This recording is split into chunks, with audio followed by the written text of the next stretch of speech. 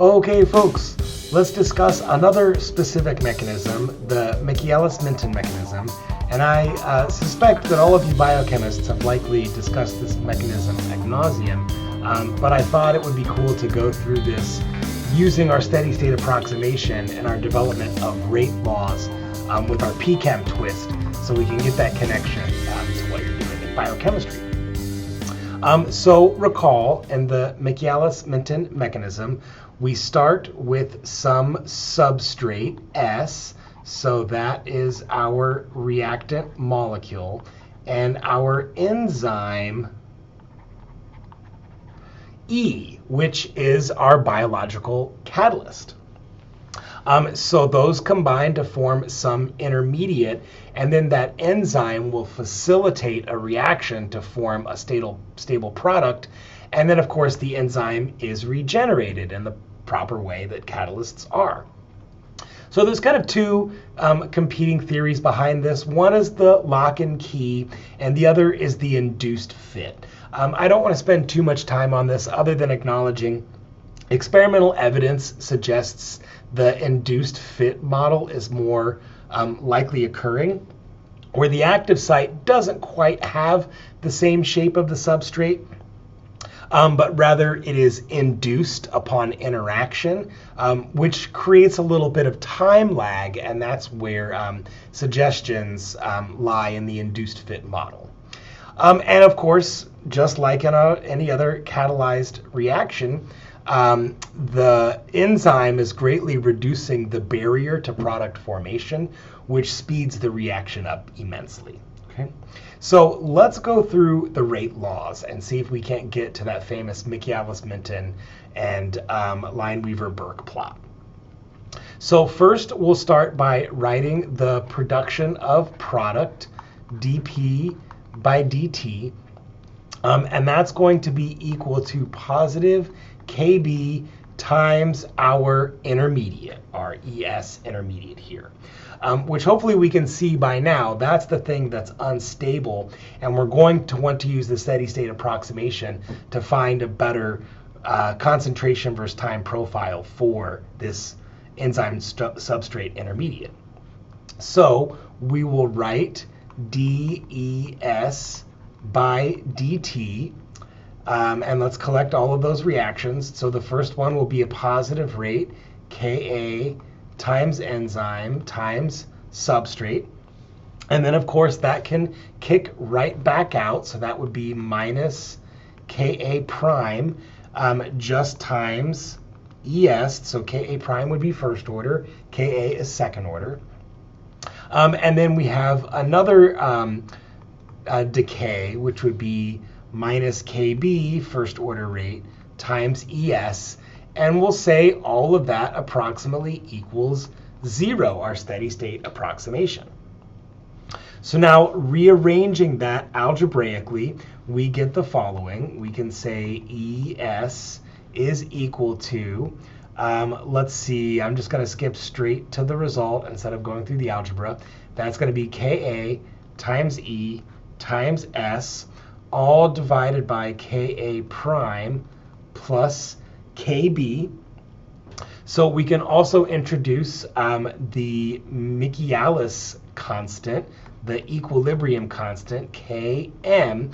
And if we recall here, rate constants are going to be the rate of forward production over the rate of reverse production. Okay? So, and in this case, that is defined as the following. So that is going to be Ka prime plus Kb.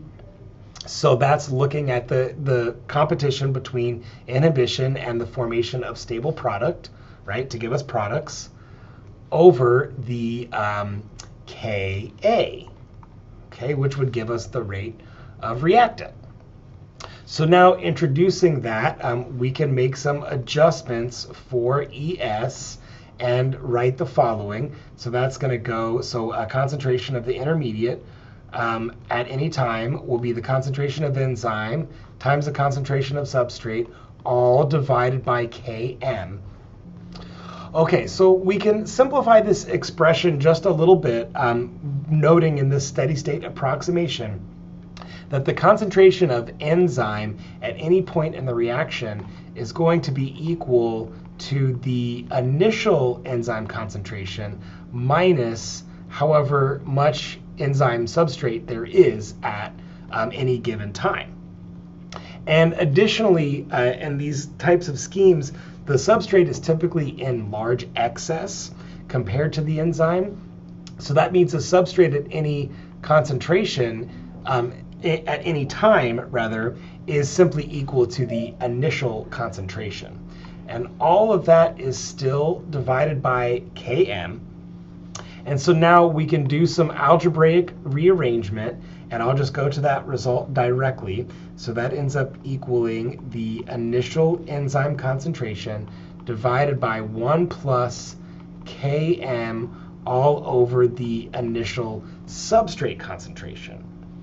And now we can plug that back in to our dP by dt expression, because now we have an approximate solution for this ES, for the intermediate. And that's going to go as follows. So it's just going to be Kb times all of that. So that becomes Kb times the initial enzyme concentration all over 1 plus Km divided by the initial substrate concentration.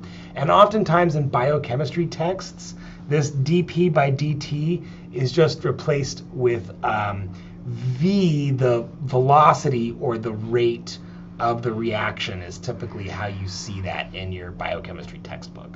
Okay?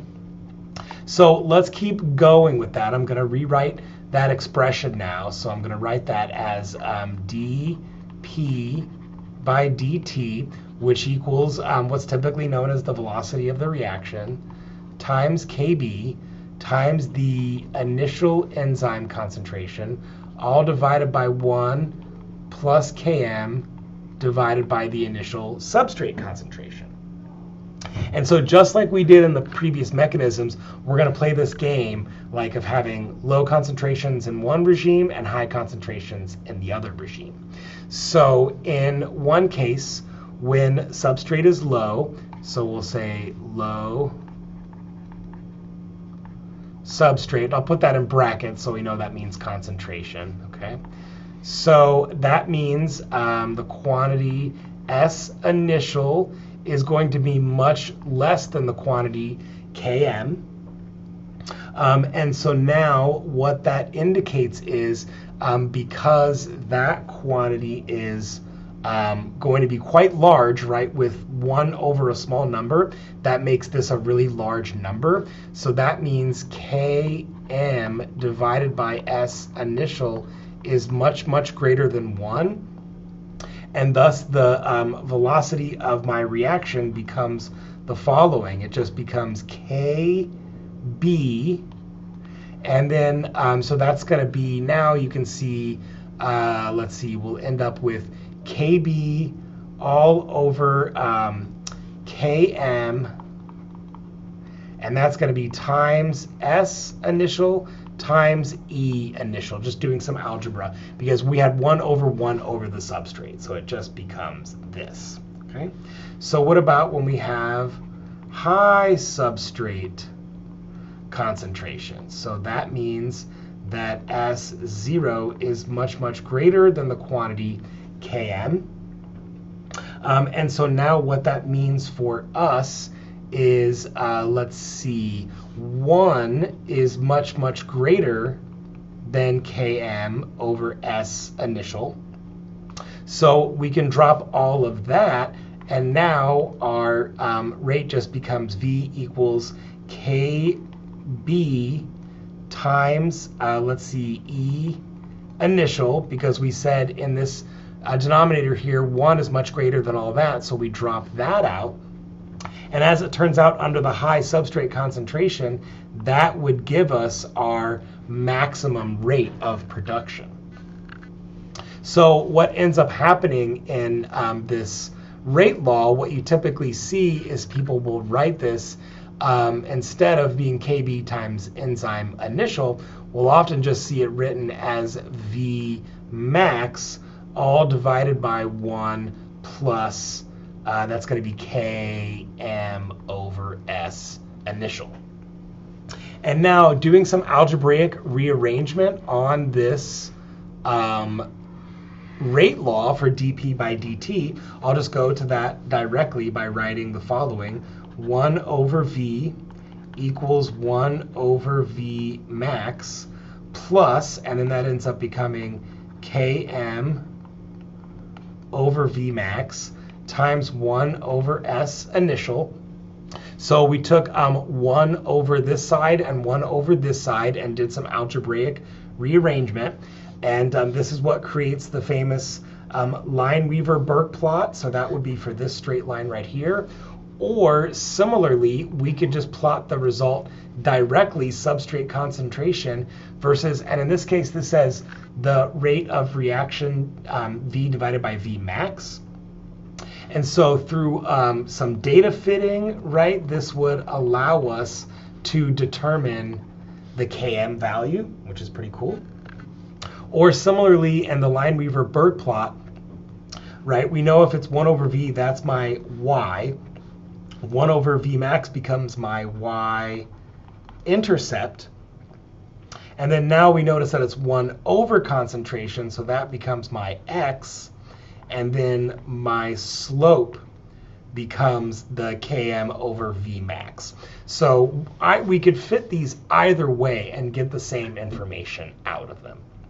Okay, so maybe your biochem did a much better job at that. I just wanted to show how we apply the steady state approximation and how we do this game. Right before we said the high pressure limit and the low pressure limit. Well, our concentration or our solution equivalent is to have high substrate or high reactant concentration or low substrate or low reactant concentration.